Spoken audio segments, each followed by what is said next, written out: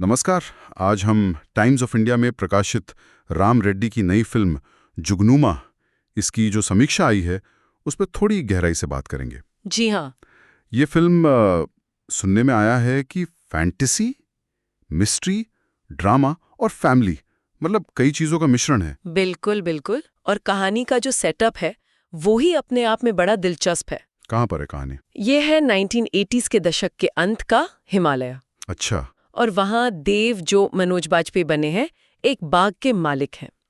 और वो रोज सुबह अपने हाथ से बनाए पंख लगाकर उड़ते हैं। क्या उड़ते हैं? ये तो सच में फैंटेसी वाली बात हो गई है ना? और समीक्षा की सबसे दिलचस्प बात यह है कि उनका परिवार, मतलब पत्नी है प्रियंका बोस और बच्चे, वो इसे बिल्कुल बिल्कुल सामान्य घटना मानते हैं। रोजमर्रा की बात जैसे। हाँ, जैसे कोई रोज का काम हो। कहानी में असल ट्विस्ट तब आता है जब उनके सेब के बाग में रहस्यमयी तरीके से आग लग जाती है। ओहो, तो मतलब एक तरफ ये जादुई सी दुनिया और फिर ये संकट। तो चलिए इसी समीक्षा के जरिए थोड़ा और समझते हैं कि ये दुनिया कैसी रची गई है और कहानी क्या है। तो समीक्षा क्या कहती है, कैसा माहौल है फिल्म का? समीक्षा कहती है कि दुनिया बहुत बहुत सुकून भरी है। सोचिए, फोन नहीं, टीवी नहीं, इंटरनेट नहीं। जिंदगी एकदम धीमी। शामें कैसे बीतती हैं? दोस्तों के साथ खाना, गाना, तारे देखना, जुगनू पकड़ना। वाह। और समीक्षक तो इसे कहते हैं पहाड़ों और उस धीमी जिंदगी के नाम एक प्रेम पत्र। प्रेम पत्र। हाँ, वो जिंदगी जिसे शायद हमने अपनी महत्वाकांक्षाओं के चक्कर में पीछे छोड़ दिया है। सही बात है। और देव का उड़ना भी वो इसी माहौल का एक हिस्सा लगता है। अविश्वसनीय है पर स्वाभाविक लगता है कहानी में। तो यही शायद वो जादू यथार्थवाद है जिसकी बात होती है। बिल्कुल, जहाँ ऐसी अविश्वसनीय सी बात भी रोजमर्रा की जिंदगी में घुल मिल जाती है। कमाल है। लेकिन फिर बाग में आग लग जाती है तो वो सुकून तो खत्म हो गया होगा। हाँ बिल्कुल, शांति भंग होती है। रहस्य कैसे गहराता है फिर? शक किस पर जाता है? यहीं से मिस्ट्री शुरू होती है। देव को लगता है कि उसके अपने कर्मचारियों का हाथ है। अच्छा। लेकिन गांव वाले वो शक करते हैं कुछ खानाबदोश साधुओं पर जो उस इलाके में देखे गए हैं। तो सवाल यही है कि देव को कौन निकालना चाहता है और क्यों? और समीक्षा में कहानी कहने के तरीके की तारीफ है। मतलब राम रेड्डी का निर्देशन कैसा है? हाँ, तारीफ है।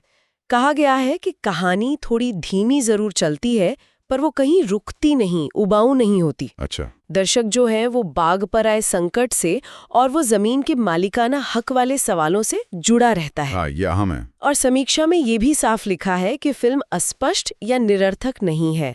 मतलब जैसे कभी कभी इंडी फिल्मों में लगता है ना कि कहानी थोड़ी बिखरी हुई है। हाँ हाँ, समझ गया। वैसी नहीं है, ये अपनी बात कहती है। ये तो अच्छा पॉइंट है। पर कहानी तो ठीक है, इसे पर्दे पे कैसे उतारा गया है? तकनीकी पहलू, सिनेमेटोग्राफी वगैरह। हाँ, उस पर भी बात हुई है। सुनील बोरकर की सिनेमेटोग्राफी को तो जादुई कहा गया है। जादुई? हाँ, मतलब वो पहाड़ों की सुंदरता और जो एक रहस्यमयी माहौल है उसे बहुत अच्छे से पकड़ती है। बढ़िया। और साथ ही साउंड डिजाइन और वीएफएक्स की भी तारीफ है। खासकर वो जो उड़ने वाले सीन्स है ना, हाँ, वो कैसे दिखाए होंगे? उन्हें विश्वसनीय बनाने में ये सफल रहे हैं। सोचिए, एक आदमी उड़ रहा है और वो बनावटी ना लगे, ये बड़ी चुनौती है। सही बात है, ये तो मुश्किल काम है। और एक्टिंग? मनोज बाजपेयी तो हैं ही। हाँ, मनोज बाजपेयी की बहुत तारीफ है कि वो देव के गुस्से और शक के पीछे भी एक मानवीय गर्मजोशी बनाए रखते हैं। और बाकी कलाकार भी, दीपक डोबरियाल, प्रियंका बोस, तिलोत्तमा शोम, सब मंझे हुए कलाकार हैं। उनके काम को भी सराहा गया है। वो कहानी को और पुख्ता बनाते हैं। अच्छा, तो मतलब कुल मिला के देखें तो टाइम्स ऑफ इंडिया की समीक्षा इसे पसंद कर रही है। रेटिंग क्या दी है? हाँ, पसंद कर रही है। 4.05 की रेटिंग है। 4.0 अच्छी रेटिंग है। बिल्कुल। इसे कहा गया है कि ये जादुई यथार्थवाद के रंग में रंगी एक दिलचस्प मिस्ट्री है। और समीक्षा खत्म होते होते कहती है कि ये एक ऐसी कहानी की तरह याद रह जाएगी जो सुकून भी देती है और अंत तक एक रहस्य बनाए रखती है। जैसे सोने से पहले सुनते हैं ना कोई यादगार कहानी, थोड़ी रहस्यमयी सी। हाँ हाँ, वैसी। दिलचस्प है। बिल्कुल। और देखिए, इस पूरी समीक्षा पर सोचने के बाद एक सवाल मेरे मन में आ रहा था। बताइए।